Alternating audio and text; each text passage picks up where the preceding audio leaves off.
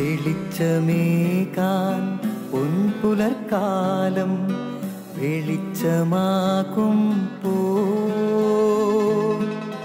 നുറുങ്ങുവെട്ടം പക്ഷിപരാഗം തെളിച്ചു കാട്ടുമ്പോ വരുന്നു ദൈവം മനസ്സിനുള്ളിൽ തിളക്കമേകിടാൻ തരുന്നു ധ്യാന പ്രകാശമാർക്കും വിളക്ക് വയ്ക്കുമ്പോൾ നുറുങ്ങുവെട്ടം ഇറങ്ങിടട്ടെ ഹൃദന്തമെല്ലാം യുഗപ്രകാശത്താൽ മറഞ്ഞിടട്ടെ മനാന്ധകാരം യുഗപ്രസാദത്താൽ നുറുങ്ങുവെട്ടം.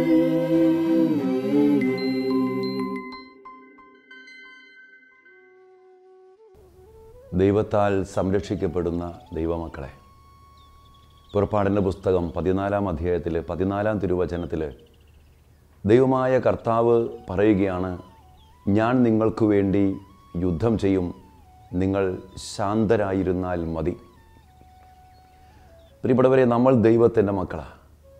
നമ്മൾ ഒന്നിനെക്കുറിച്ചും ആകുലപ്പെടേണ്ടതില്ല.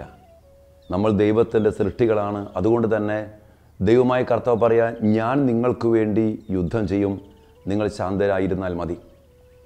സുവിശേഷത്തിലും വചനത്തിലുമൊക്കെ കരുണയുള്ള ദൈവത്തെക്കുറിച്ച് കേട്ടിട്ടുണ്ട്, സ്നേഹമുള്ള കർത്താവിനെ കുറിച്ച് കേട്ടിട്ടുണ്ട്, ക്ഷമിക്കുന്ന ദൈവത്തെക്കുറിച്ച് കേട്ടിട്ടുണ്ട്.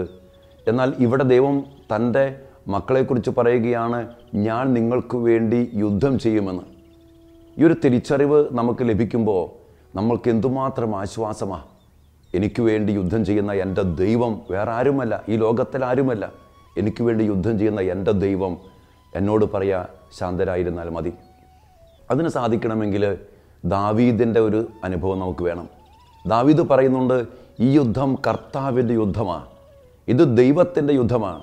അതുകൊണ്ട് ഗോലിയാത്തിന് മുമ്പിൽ അവന് പേടിയില്ല, അവന് ആകുലതയില്ല, അവൻ ജയിക്കുമെന്ന് ഉറപ്പാ.